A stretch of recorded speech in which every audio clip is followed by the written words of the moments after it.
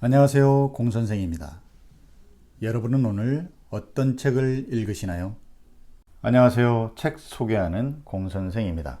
오늘 제가 여러분께 소개할 책은 어떻게 죽을 것인가 라는 책입니다.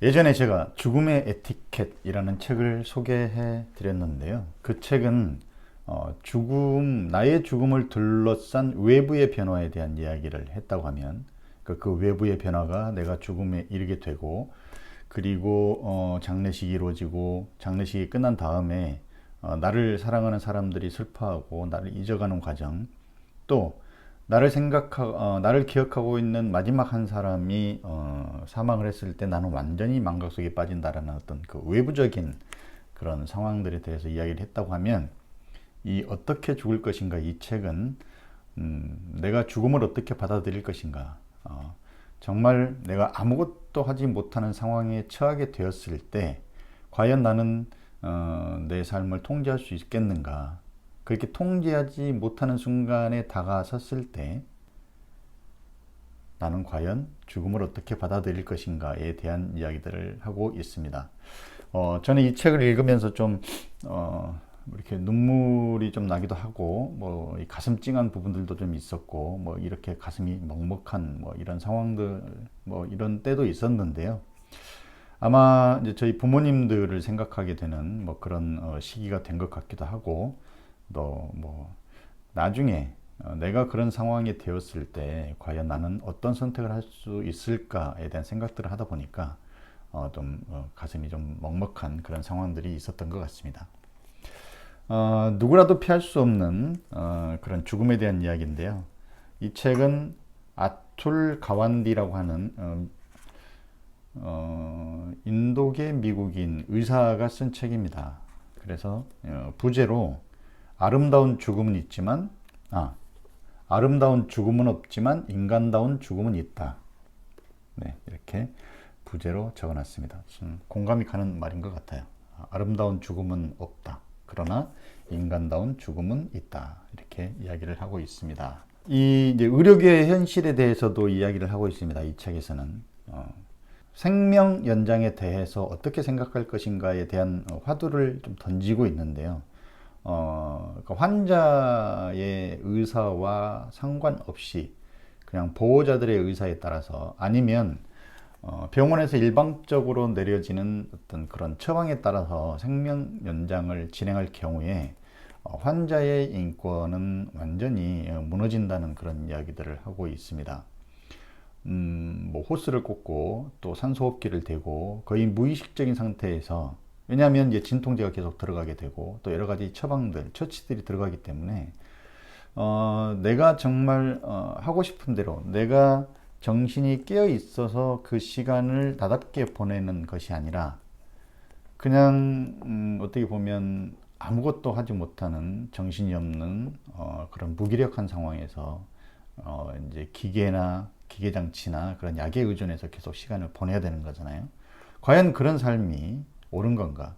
실은 그런 생명 연장이 이제 의료계에서 돈을 더 벌기 위한, 수익을 얻기 위한 그런 도구로서 또 활용되는 부분들도 있고, 의사들도 고귀한 삶을 살다가 가치 있게 죽음을 맞이하게 하는 그런 어떤 처치나 의료 행위보다는 약 처방이나 기계 장치에 의해서 생명 연장에만 초점을 맞춘 그런 행위를 하고 있다는 거에 대해서도 조금 어떤 비판적인 입장을 이야기를 하고 있습니다.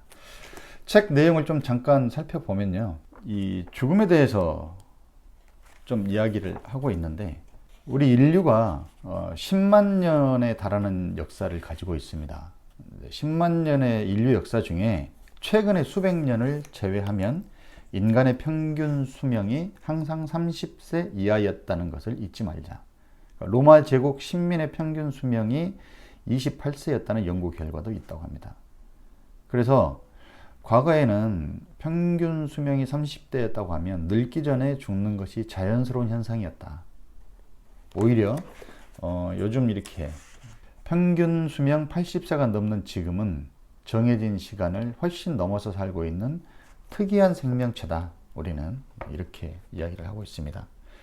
이런 식으로 정의가 된다면 지금 그 당시의 평균 수명을 뛰어넘어서 살고 있는 나머지 생은 어떻게 보면 보너스 같은 생이 아닌가, 이런 생각이 들어서 죽음에 대해서 그렇게 크게 두려워하거나 집착을 갖거나 할 필요는 없을 것 같다라는 생각이 드네요. 이제 이 병원에서 이 노인들, 특히 또 질병이 있거나 이제 혼자 생활할 수 없는 노인들에 대한 여러 가지 해결책들이나 이런 방법들에 대해서 소개를 하고 있는데요. 그 중에 꽤나 또 각광을 받았던 어시스티드 리빙 시설이라는 데가 있었답니다. 그러니까 이 시설은 어떤 거냐면 노인들이 실제 사생활의 침해를 받지 않고 생활을 할 수 있는 그런 어떤 시설들을 이야기를 하는데요. 일단 요양원 같은 것이긴 하지만 요양원이나 요양병원은 본인의 사생활이 많이 통제가 되잖아요. 그런데 그 사생활을 보장하면서 요양을 할 수 있는 그런 시설들에 대한 이야기입니다. 그런데 그런 이제 어시스티드 리빙 시설 마저도 세월이 많이 좀 지나면서 초기에는 굉장히 좋은 의도로 시작이 됐었는데 시간이 지나면서 현대 의료 체계의 어떤 그 방법으로 자꾸 변화되는 그런 안타까움에 대해서도 이야기를 하고 있습니다. 어시스티드 리빙 시설이 실패로 끝나는 경우에 대해서 이렇게 이야기를 하고 있는데요. 우선 사람들이 잘 살아가도록 진심을 다해 돕는 일은 말로 하는 것보다 실제로 하기가 훨씬 힘들다. 그리고 돌보는 사람들로 하여금 그것이 실제로 어떤 일을 수반하는지 생각하도록 만드는 것도 어렵다. 그녀는 옷 입는 걸 돕는 경우를 예로 들었다. 이상적으로는 본인이 할 수 있는 일은 직접 하도록 내버려 둬야 한다. 그래야만 남아있는 신체 능력을 유지할 수 있고 독립적인 느낌을 가질 수 있다. 하지만 현실은 다르다. 옷을 입혀주는 게 스스로 입게끔 놔두는 것보다 쉬워요. 시간도 덜 걸리고요. 서로 마음 상할 일도 적어지지요. 그래서 노인들의 신체 능력 유지를 우선시하지 않을 경우 직원들은 노인들이 마치 헝겊 인형이라도 되는 듯이 옷을 입히고 만다. 그리고 점차 모든 것이 이런 식으로 서서히 내리막길을 걷게 된다. 해야 할 일이 사람보다 더 중요하게 되는 것이다. 이렇게, 그래서 어시스트 리빙이라는 이런 개념이 실패를 했다라고 이야기를 합니다. 맞습니다. 그 돌보는 사람들이 편하기 위해서 실제 이제 돌봄을 받는 그 노인들이 어떻게 생각하느냐는 크게 따지지 않고 돌보는 사람들의 편의에 의해서 이렇게 제도가 운영이 되고 방법을 운영하다 보니까 그 취지 자체가 무색하게 된다는 그런 이야기죠. 또 이제 그 의료 시설에 대한 이야기들에 대해서 이야기를 하는데요. 이게 꼭 뭐 의료 어떤 체계의 잘못뿐만은 아닌 것 같고요. 서로 이제 그런 어떤 의료 생명 연장 치료를 계속 해야 되느냐, 아니면 생명 연장 치료를 나는 받지 않고 좀 더 내가 생각하는, 내가 또 추구하는 삶을 살다가 죽겠느냐라는 것에 대한 그런 생각들이 부족하다 보니까 이런 상황들이 있는 것 같은데요. 암과 같은 질병에 대한 치료의 이제 패턴에 대해서 이야기를 하고 있습니다. 암 치료 초기 단계에는 비용이 많이 든다. 그러다가 치료가 잘 되면 비용이 점점 줄어든다. 예를 들어 2011년 연구 결과에 따르면 환자가 유방암 진단을 받은 첫 해에 들이는 비용은 평균 28,000달러. 그중 대부분이 진단을 위한 초기 검사, 수술, 그리고 필요한 경우 방사능 치료나 화학요법 등에 들어간다. 그 후로 1년에 2,000달러로 비용이 떨어지다가 전이성 유방암 환자가 마지막 1년에 들이는 비용이 평균 94,000달러랍니다. 94,000달러, 거의 한 1,000만 원 가까이 되는 거죠. 현대의학은 한 달에 12,000달러가 드는 화학요법, 하루에 4,000달러짜리 집중치료, 1시간에 7,000달러짜리 수술 등으로 죽음을 미루려 애쓰는 데 능하다. 그런데 이렇게 치료를 하더라도 결국 죽음은 오고야 마는데도 어느 시점에 치료를 멈춰야 할지 아는 사람은 거의 없다라는 거죠. 네. 이게 이제 현실적으로 문제가 된다라고 이야기합니다. 그러니까 의사도 언제 이걸 치료를 마쳐야 될지도 잘 모르고 끝내야 될지 잘 모르고, 치료를 받는 환자나 보호자들도 어느 순간 이 치료를 끝내야 될지 모른다는 거죠. 끝까지 생명 연장에만 초점이 맞춰져 있다 보니까 그런 판단을 하지 못한다는 겁니다. 또 하나는, 네, 그런데 이제 여러 가지 실험들을 하다 보니까요, 이제 환자들이 생을 어떻게 마감하고 싶어 하는지에 대해서 많이 대화를 나누고 있는 사례에 대해서 이야기를 하는 부분이 있습니다. 지금 우리는 환자들이 생을 어떻게 마감하고 싶어 하는지에 대해 그 어느 때보다 많은 대화를 나누고 있어요. 내 친구 의사가 말했다. 문제는 그게 너무 늦었다는 거예요. 그러니까 좀 더 빨리 어떻게 생을 마감하고 싶어 하는지에 대해서 이야기를 해야 된다는 거죠.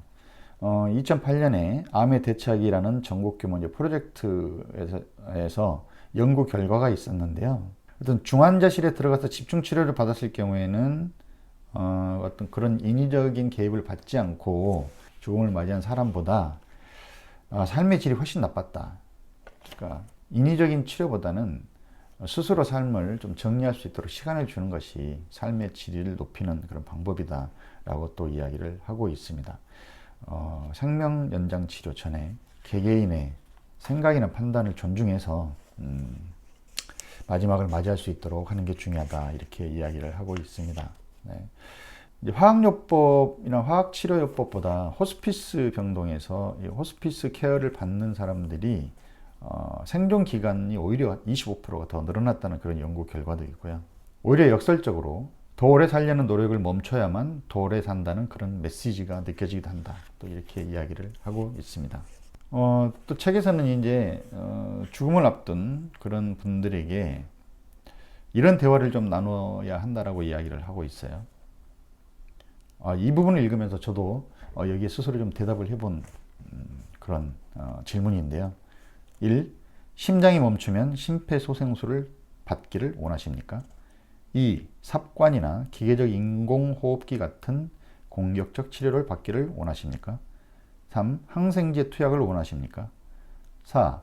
스스로 음식을 먹지 못할 경우 관이나 정맥 주사로 영양 공급을 받기를 원하십니까? 여러분은 어떠세요? 이 질문에 대해서.